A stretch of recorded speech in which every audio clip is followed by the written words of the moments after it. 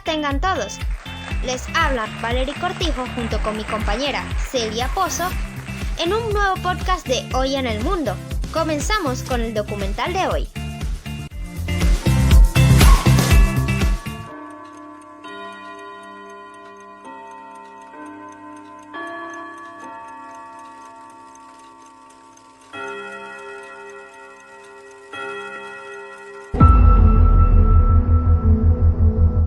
Hace 100 años, entre 1918 y 1920, al mismo tiempo que tenía lugar la Primera Guerra Mundial, existió una pandemia que cobró la vida de 50 a 100 millones de personas en todo el mundo. En este 2020 ha vuelto el fantasma de la muerte. El mundo entero se ha paralizado a consecuencia de una nueva pandemia. La historia se repite. El COVID-19 rememora la parca que aún duele. Conozcamos la historia. Cualquier parecido con la actualidad tal vez no es pura coincidencia.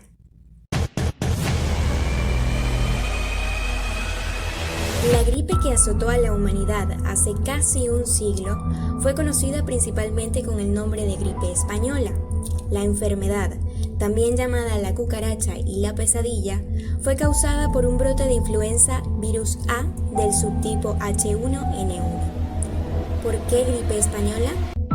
El doctor español Alberto San Agustín lo explica. Se le llama gripe española, pero eso se debe a que ocurrió durante la Primera Guerra Mundial y el único país que parece ser que sacaba noticias hablando del tema era España, o sea, la prensa española, porque los demás países había censura debido a la guerra.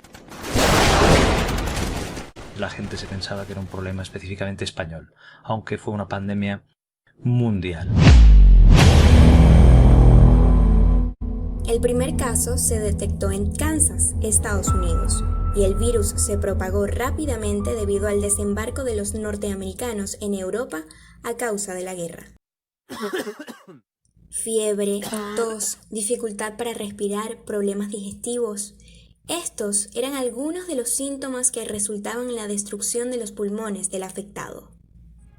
En España apareció la primera noticia el 22 de mayo de 1918 en un periódico madrileño que se llamaba El Sol y bueno, se hacía al principio un poquito de burla, se hicieron algunas viñetas humorísticas y se comparó con una canción, una zarzuela que estuvo muy de moda en ese año, que es el Soldado de Nápoles, ¿no? Porque se decía que la enfermedad era tan pegadiza o se pegaba tanto como la canción El Soldado de Nápoles.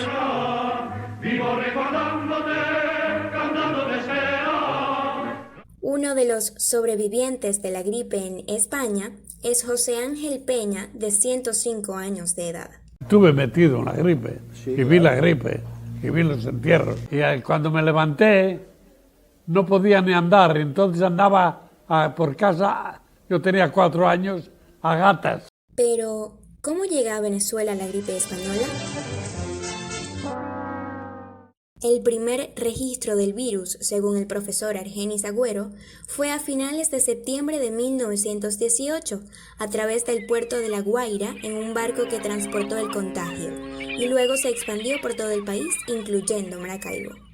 El presidente fundador de la Asociación Civil Movimiento Poético de Maracaibo, Luis Peroso Cervantes, cita un fragmento del Diccionario General del Zulia de Jesús Ángel Parra y Luis Guillermo Hernández.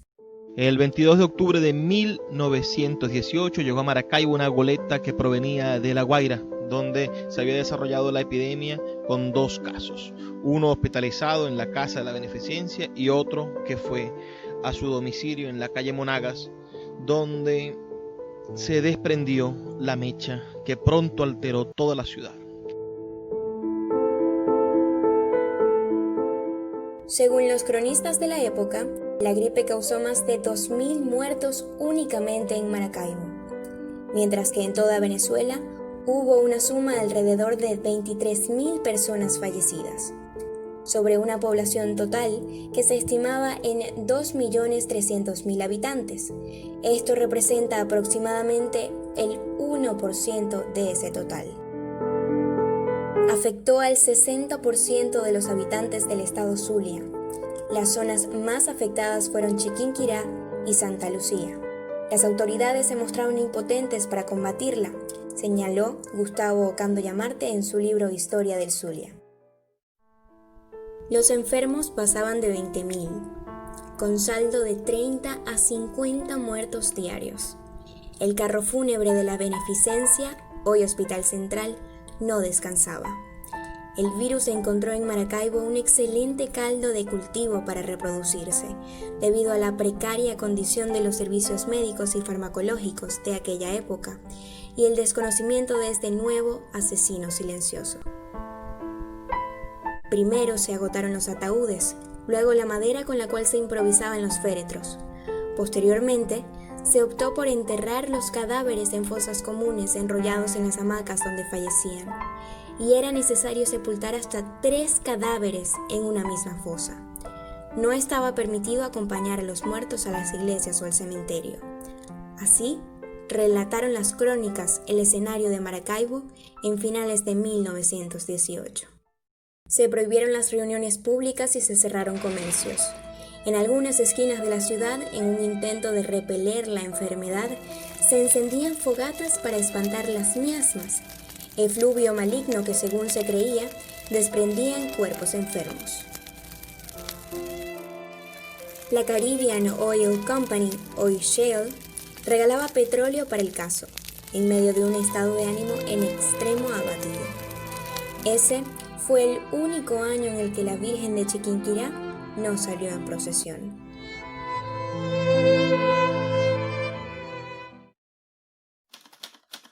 Los principales diarios de Maracaibo, El Avisador, Los Ecos del Zulia, El Obrero, El Fonógrafo y Panorama, con apenas 4 años de fundado, mantenían una férrea competencia por los lectores, para quienes las noticias de la Primera Guerra Mundial habían sido el plato preferido a lo largo de los últimos 4 años. Los efectos de la gripe española la siguieron los zulianos al compás del telégrafo, que alimentaba a los diarios, pero bajo el incesante control informativo de la dictadura de Juan Vicente Gómez.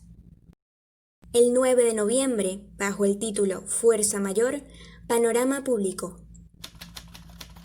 caído casi todo el personal de Panorama en el lecho de la enfermedad. No será extraño que tengamos que reducir el formato. 2 días más tarde, el diario se redujo a solo 2 páginas.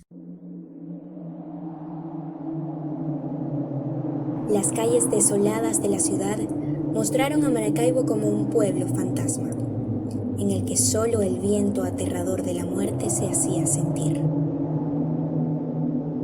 En las calles apenas si se veían individuos. Los pocos que salían pasaban corriendo con frascos en las manos, mudos y sombríos, retratando en su rostro la nube del espanto o de la angustia. Era que a su paso solo veían a cada momento cadáveres y más cadáveres, víctimas del implacable flagelo, conducidos en burdas urnas suministradas por las autoridades, señaló Molero Romero en su libro Maracaibo de antaño. Maracaibo florido, Maracaibo de antaño, aquel mi Maracaibo, destino colonial. Ante la gravedad del asunto, los galenos no se daban abasto. Decía el pueblo que la mejor medicina era el aceite de tártago, aunque también se usaron muchos medicamentos como el piramidón y pastillas de bisulfato. El tratamiento recomendado por el doctor Benchetrit, médico enviado desde Caracas, era purgante de ricino, 3 cucharadas cada 6 horas, no usar antitérmicos, dieta líquida con infusiones de té y manzanilla y suprimir la leche, porque sostiene la intoxicación en vías digestivas. Las colonias extranjeras, señala el Diccionario General del Zulia, contribuyeron con la creación de cocinas y comedores populares. Los comerciantes y particulares pudieron sufragar los gastos de la Liga Sanitaria, ya que el Ejecutivo del Zulia dio un apoyo moral más que material. Esta gripe me está matando, hermano. Cuídate que por ahí viene la horrible gripe asesina. No le vale medicina, no le vale curación. No salga ni pa' la esquina, que no tenemos los muertos que ha cobrado con efecto la horrible gripe española en el cementerio. Se pidió ayuda al gobierno nacional y al Congreso a través de Juan París, miembro de este, pero el clamor no fue oído. Maracaibo solo dio frente a la epidemia, la combatió y la venció, con el gran aporte de un grupo de hombres que esta vez tuvieron el nombre de Liga Sanitaria. A casi 2 meses de su aparición en diciembre de ese año, la epidemia comenzó a tener un descenso, y para antes de 1919, la ciudad empezó poco a poco a recuperar su acostumbrado aspecto. Va cantando el pregonero vendiendo su mercancía.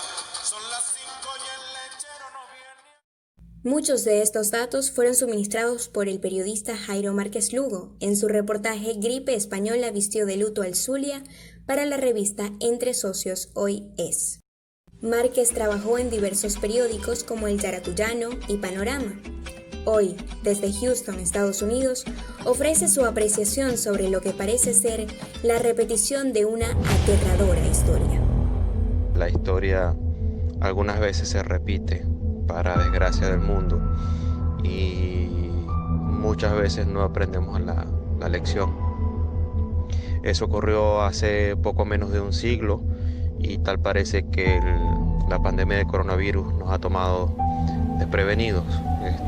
Ha cambiado el mundo de manera radical desde el pasado mes de marzo y realmente está haciendo que nuestro futuro sea bastante incierto. Para el doctor Luis Rasetti, la muerte no hizo distinción en su obra destructora y con el mismo aletazo trágico derribó al sabio y al gañán, a la virgen y a la cortesana, al rico y al pobre, a la matrona distinguida y al hombre eminente. Efectivamente, no se puede predecir el futuro. ¿Qué hacer entonces? Repetir la lección. El ego, las guerras, divisiones, ¿de qué han servido? Todo ser humano es vulnerable.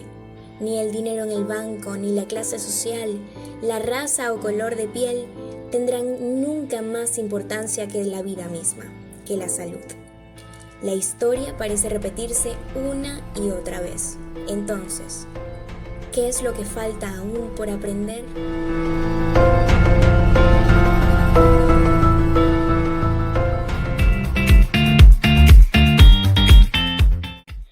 Bueno, Celia, la verdad este tema me parece bastante interesante y llamativo.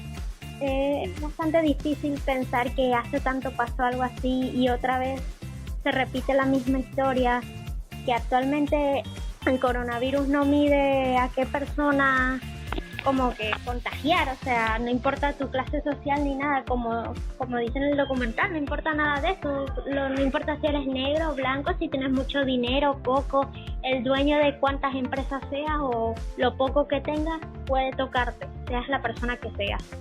Y totalmente, y también es paradójico, ¿no? Porque en aquel entonces estaba la Primera Guerra Mundial, el proceso, y no sé si recuerdan que a inicio de este año, 2020, también hubo una tentativa de la Primera Guerra Mundial. Y luego se dio el caso, los primeros casos en Wuhan del coronavirus. Yo sé que estamos en Venezuela y todo, pero de verdad que yo quedé, ay, no puede ser, me asusté bastante, déjame decir. Claro, porque la globalización ha hecho que realmente el mundo se una, entonces lo que pasa en un país repercute en todo el mundo. Bueno, Celia, la verdad ya se nos acabó el tiempo, ya no podemos continuar hablando. Sinceramente, pienso que después de haber hablado todo esto, debemos tomar conciencia con las personas que tenemos cerca, con nuestros vecinos, con nuestros familiares, con todo ese tipo de personas y no darles la espalda en estas situaciones tan difíciles que estamos pasando actualmente y ver que se repite la historia. Espero que de verdad aprendamos a ser más empáticos, a tenderle una mano a aquellos que la necesitan. Eso ha sido todo por hoy. Síganos en nuestras redes sociales, siempre estamos activas respondiendo todas sus preguntas y nos vemos en un nuevo podcast de Hoy en el Mundo.